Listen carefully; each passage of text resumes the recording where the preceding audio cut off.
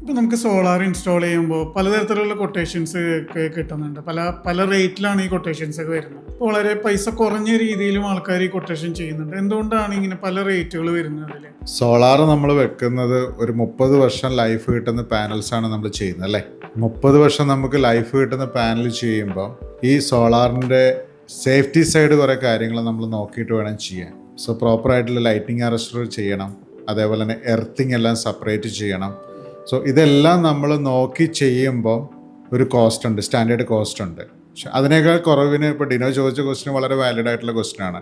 പല കൊട്ടേഷൻസും കാണുമ്പോൾ വളരെ ലീസ്റ്റ് ആയിട്ടുള്ള കൊട്ടേഷൻസ് റേറ്റുകൾ കാണാറുണ്ട്. ഇവരെന്താ ചെയ്യണമെന്ന് വെച്ച് കഴിഞ്ഞാൽ ഈ പറഞ്ഞ പല സേഫ്റ്റി മെഷർമെൻറ്റ് കാര്യങ്ങളും ഒഴിവാക്കുകയും അതേപോലെ തന്നെ സോളാറിൻ്റെ ഫ്രെയിം വർക്കുകളിൽ വളരെയധികം കോംപ്രമൈസ് ചെയ്യും. ഇപ്പം കഴിഞ്ഞ ദിവസം തന്നെ നമ്മൾ 2 ആഴ്ച മുമ്പ് നമ്മൾ കണ്ടൊരു കാര്യമാണ്. സോ ഒരു കഴിഞ്ഞ ദിവസം മഴ, നല്ലൊരു ചെറിയൊരു കാറ്റ് വന്നപ്പം ഒരു സോളാർ പാനൽ ഊരിപ്പോകുന്ന വീഡിയോ ന്യൂസിലൊക്കെ കണ്ടതാണ്. ഇൻസ്റ്റാഗ്രാമിലൊക്കെ വളരെ വൈറലായൊരു വീഡിയോ ആണ്. പക്ഷേ ഇതൊക്കെ ചെയ്യുന്നതിൻ്റെ പ്രശ്നം എന്ന് പറയുന്നത് സോളാർ പാനൽ ഇൻസ്റ്റാൾ ചെയ്യും, അതേപോലെ തന്നെ ഈ ചെയ്യേണ്ട മെത്തേഡ് ചെയ്യാണ്ട് വരും. കുറച്ച് നാൾ കഴിയുമ്പം എന്തെങ്കിലും ഇതേപോലെ കാറ്റോ മഴയൊക്കെ വരുമ്പോൾ അത് ഊരി താഴെ വീഴാനും ഡാമേജ് വീഴാനും സാധിക്കും. സോ സോളാർ പാനൽ താഴെ വീഴുമ്പം പാനൽ കേടാവുന്നത് മാത്രമല്ല, ആ സമയത്ത് താഴെ ആരെങ്കിലും നിൽക്കുന്നുണ്ടല്ലോ എന്ന് ആലോചിച്ച് നോക്കി. സോ ഉണ്ടാകാൻ പോകുന്ന വലിയ ഡാമേജാണ്. ഇതിൻ്റെ പ്രശ്നം എന്ന് പറഞ്ഞാൽ നമുക്ക് ഒരു സോളാർ ഇൻസ്റ്റാളേഷൻ ഇന്ന് ചെയ്യുന്നതിൽ ഒരു 10-20% ആൾക്കാരേ ഉള്ളൂ ഇതിനെപ്പറ്റി പഠിച്ചിട്ട് അല്ല ഇതിൻ്റെ ടെക്നിക്കൽ സൈഡൊക്കെ നോക്കി ചെയ്യുന്നുള്ളൂ.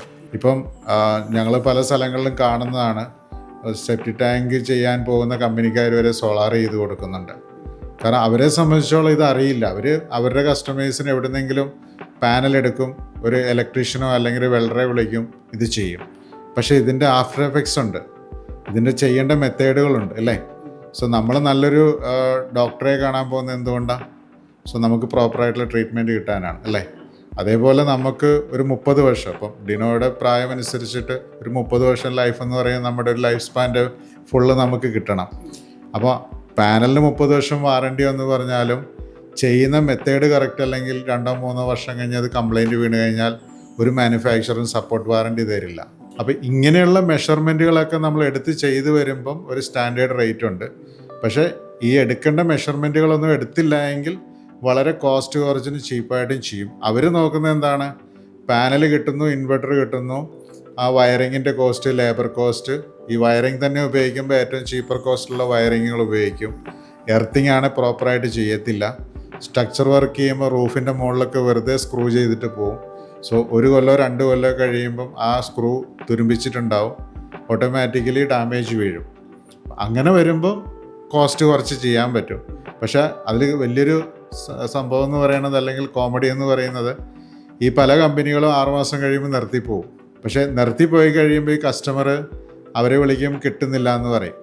കാരണം ഞങ്ങളുടെ ഓഫീസിൽ തന്നെ ഒരു ദിവസത്തിൽ 1-2 കോള് വരാറുണ്ട്. ഞങ്ങൾ വേറെ ആൾക്കാരെ കൊണ്ട് സോളാർ ചെയ്യിച്ചു, ആ കമ്പനിക്കാരെ വിളിച്ചപ്പോൾ സർവീസ് ഇല്ല, അവരെ കിട്ടുന്നില്ല, ഫോണിൽ കിട്ടുന്നില്ല, ഞങ്ങൾക്കൊരു ഇഷ്യൂ ഉണ്ടെന്ന് സപ്പോർട്ട് ചെയ്ത് തരാമോ എന്നുള്ളത്. സോ അതൊരു വലിയൊരു ഫാക്ടർ തന്നെയാണ്. കാരണം നമ്മുടെ ഇവിടെ സോളാർ ഇൻസ്റ്റാളേഷന് സ്പെഷ്യലായിട്ടുള്ള ലൈസൻസ് വേണമെന്നോ അല്ലെങ്കിൽ മാനദണ്ഡങ്ങളൊന്നും ഗവൺമെൻറ് ഫിക്സ് ചെയ്യാത്തതുകൊണ്ട് ആർക്ക് വേണമെങ്കിലും ചെയ്യാമെന്നുള്ള രീതിയുണ്ട്. അപ്പോൾ ഇങ്ങനെയുള്ള പ്രശ്നങ്ങൾ തീർച്ചയായിട്ടും ഉണ്ടാവും. റേറ്റ് കുറവിന് മാർക്കറ്റിൽ കിട്ടുന്നുണ്ടാവും. അത് ചെയ്തു കഴിഞ്ഞാൽ പല പ്രശ്നങ്ങളും ഫ്യൂച്ചറിൽ ഉണ്ടാവുകയും ചെയ്യും.